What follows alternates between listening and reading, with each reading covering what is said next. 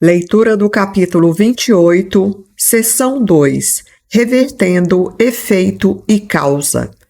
Sem uma causa não é possível ter efeitos, e, ao mesmo tempo, sem efeitos não existe causa. A causa se torna causa devido a seus efeitos. E o pai é pai devido ao seu filho. Os efeitos não criam a própria causa, mas estabelecem a sua causalidade. Nesse sentido aqui, como ele trouxe que o pai é pai devido à existência do seu filho, os efeitos que aqui nesse sentido está considerando o filho não criam a própria causa, mas confirmam a origem da causa. Assim, o filho dá a paternidade a seu Criador e recebe a dádiva que deu a ele. E porque ele é o Filho de Deus, tem que ser também um pai que cria como Deus o criou. O entendimento oculto aqui nessa frase é que o filho, sendo como o pai, ele tem que criar como Deus o criou. Ele também se torna um pai das suas próprias criações. Então, os dois seres, tanto o pai quanto o filho, têm o mesmo poder de criar. O círculo da criação não tem fim, seu início e seu fim são o mesmo, mas, em si, ele contém todo o universo da criação, sem começo e sem fim. Paternidade é criação. O amor tem que ser estendido. A pureza não se confina. Faz parte da natureza do inocente jamais estar contido sem barreira ou limitação. Assim, a pureza não é do corpo. Também não é possível achá-la onde existe limitação, onde existe qualquer tipo de limitação. O corpo pode ser curado pelos efeitos da pureza, que são tão ilimitados quanto ela própria. No entanto, toda cura tem que vir a ser, isto é, toda cura tem que acontecer, porque se reconhece que a mente não está dentro do corpo e a inocência da mente está bem separada do corpo, ou seja, está lá onde reside a cura. Essa frase traz o entendimento de que a mente não está dentro do corpo, não está contida no corpo, e a inocência da mente está bem separada do corpo, pelo fato de ser uma grande consciência.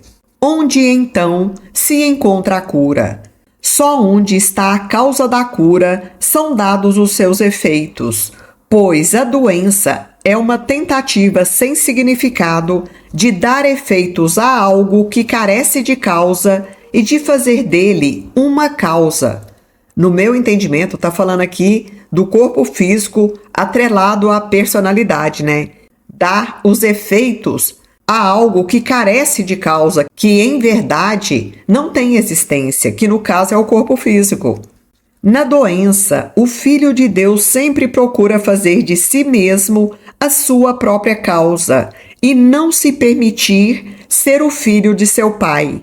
Com esse desejo impossível, ele não acredita que é o efeito do amor e ele mesmo tem que ser a própria causa devido ao que ele é. A causa da cura é a única causa de todas as coisas. Olha que lindo! A causa da cura, a palavra causa está com letra minúscula. Porém, na continuação da frase que diz é a única causa de todas as coisas, essa segunda palavra causa está com letra maiúscula, dando a entender que é o próprio Deus. Então vamos repetir a frase agora com um entendimento melhor. A causa da cura é a única causa de todas as coisas. Ela tem apenas um efeito, e aqui também a palavra efeito está com letra maiúscula, que denota que é o Cristo em nós, acessar a nossa consciência crística. E nesse reconhecimento não se dá quaisquer efeitos ao que carece de causa e nenhum efeito é visto. Agora já está falando de causa e efeito com letras minúsculas, ou seja, o ser humano como um todo, né? Uma mente dentro de um corpo e um mundo de outros corpos, cada um com mentes separadas, são as tuas criações, sendo tu a outra mente que cria com efeitos que não são como tu és. E, enquanto pai dessas criações, tem que ser como elas. Ou seja, ele está trazendo que todo esse cenário que a gente vê separado, tanto corpos quanto mentes separadas, são nossas próprias criações. E a palavra criações aqui está entre aspas, porque a gente está projetando isso no mundo. Não aconteceu absolutamente nada, exceto o fato de que você se pôs a dormir e teve um sonho no qual você era um estranho para ti mesmo e apenas uma parte do sonho de alguma outra pessoa. O milagre não te desperta, mas te mostra quem é o sonhador. Ele te ensina que existe uma escolha de sonhos enquanto ainda está adormecido, dependendo do propósito do seu sonhar. Deseja sonhos de cura ou sonhos de morte? O sonho é como uma memória na qual se retrata aquilo que você quis que te fosse mostrado. Olha só, gente. Nós já vimos a respeito da memória, que ela guarda inúmeras possibilidades. Porém, ela vai trazer à tona na nossa consciência aquela possibilidade que a gente resolver manifestar no mundo através das nossas escolhas. E essa frase está trazendo isso. O sonho é como uma memória na qual se retrata aquilo que você quis que te fosse mostrado. É como se a gente fosse lá no nosso banco de dados, no nosso banco de memória interno e buscasse alguma memória que possivelmente confirmasse uma crença nossa aqui. Dentro de um armazém vazio, com as portas abertas, estão guardados todos os seus retalhos de memórias e de sonhos. Entretanto, você é aquele que sonha. Pelo menos isto é possível perceber. 2 pontos. Que você causou o sonho e que pode igualmente aceitar um outro sonho. Mas, para que se dê essa mudança no conteúdo do sonho, é preciso que se reconheça que foi você aquele que sonhou o sonho do qual você não gosta. Ele sempre traz esse entendimento de que a gente precisa reconhecer. Reconhecer é olhar para aquilo de novo, porque já é conhecido para a gente. É assumir as responsabilidades pelo mundo da forma que a gente está percebendo. Quando a gente reconhece e para de negar as coisas, aí sim tem possibilidade daquilo lá ser curado. Mas enquanto eu me mantiver negando fatos que estão em mim, mas que estou projetando fora, aí sim fica impossível de haver cura e liberação. Eu vou retomar essa frase novamente.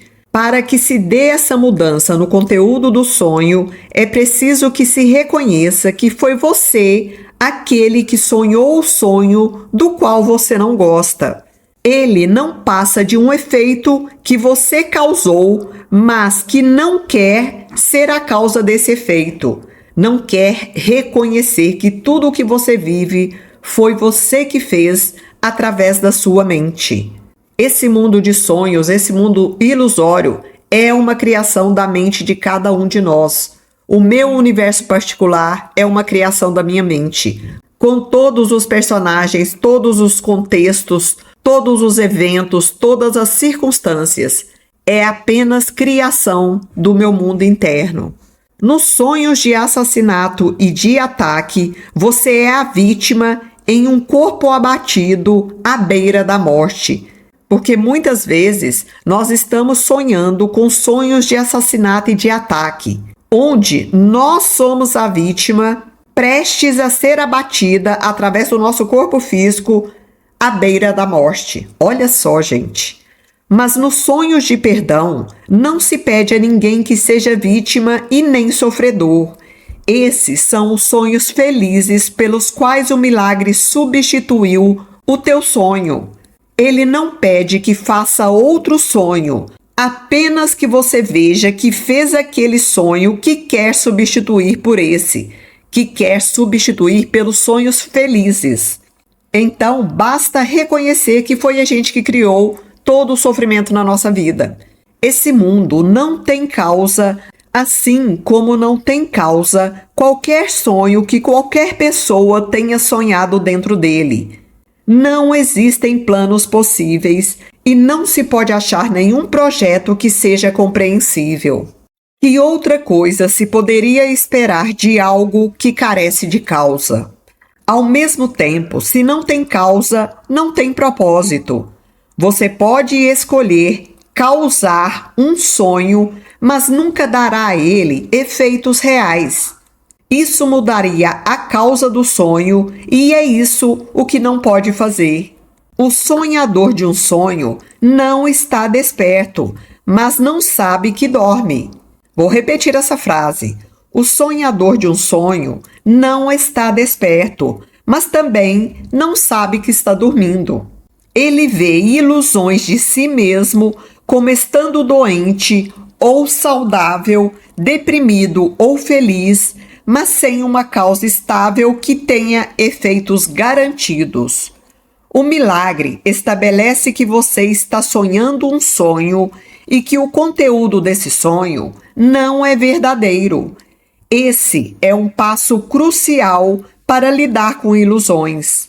Ninguém tem medo delas quando percebe que as inventou.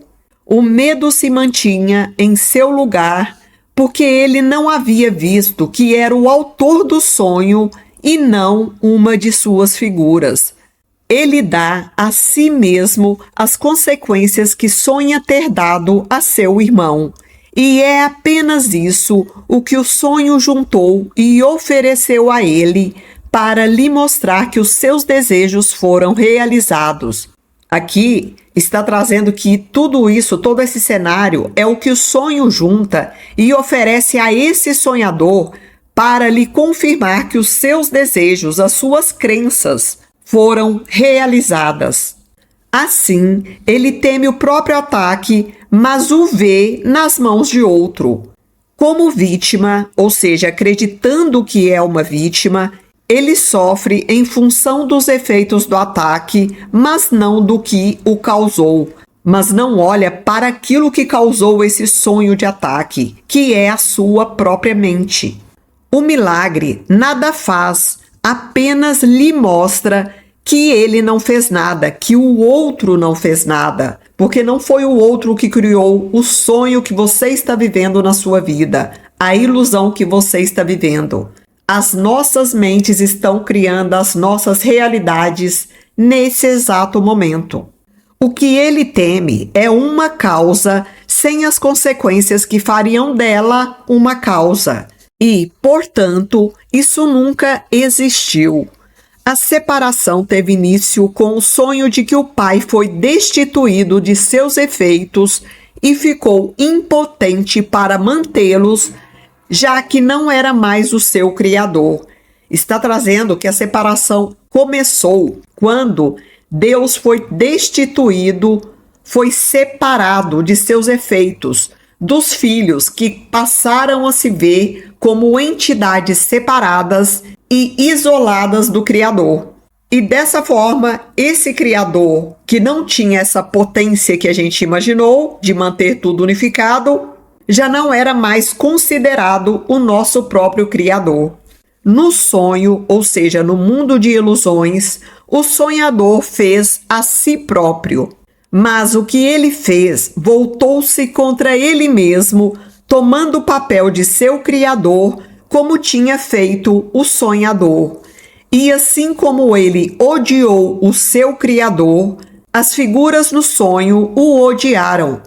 O seu corpo é escravo dessas figuras dos sonhos, do qual abusam porque os motivos que ele conferiu ao corpo, elas adotaram como seus próprios.